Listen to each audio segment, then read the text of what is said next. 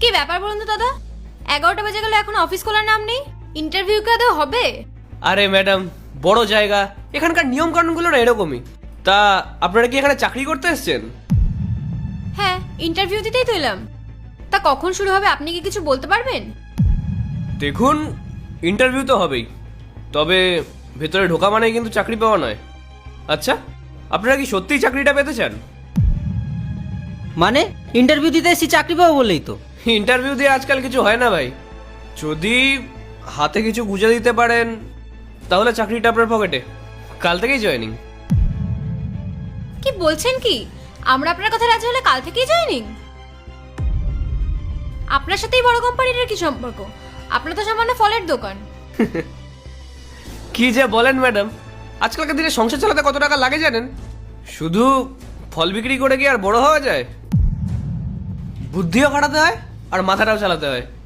এই অফিসের ম্যানেজারের সঙ্গে আমার খুব চেনা জানা আছে, আমার সাথে সেটিং আছে। আমি সব ব্যবস্থা করে দেবো, শুধু আপনাদের পকেটটা একটু হালকা করতে হবে। আচ্ছা, আমরা না হয় আপনার কথা মেনে নিলাম, তাহলে আমরা যে চাকরিটা পাবোই তার কি গ্যারান্টি আছে? যদি আপনি আমাদের সাথে ফ্রড করেন তখন? আরে ম্যাডাম, এই চত্বরেই আমার দোকান, আমি দোকান ফেলে কোথায় পালাবো?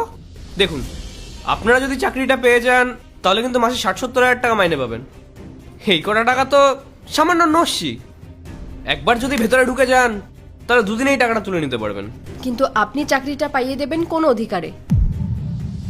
বললাম তো, ম্যানেজারের সঙ্গে আমার সেটিং আছে। আমি যে টাকাটা নেব তার এক অংশ ম্যানেজারের কাছে যাবে, আর কিছুটা আমার খাটাখাটির পারিশ্রমিক হিসেবে আমি আমার কাছে রাখবো।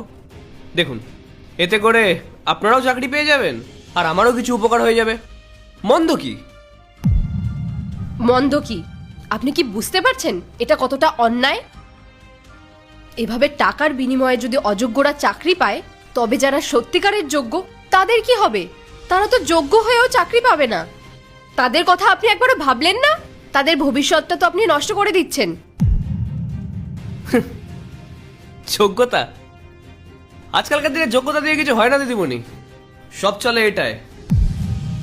পকেটে যদি এইটা থাকে না তাহলে কোম্পানির বড় চেয়ারও আছে, আর যদি এটা না দেন তাহলে বেকার হয়ে রাস্তায় ঘুরতে হবে। দেখুন ম্যাডাম, আজকালকার দিনে না এত সততা নিয়ে চলা যায় না। ভালো কথা বলছি, আমার অফারটায় রাজি হয়ে যান আর চাকরিটা নিয়ে নিন।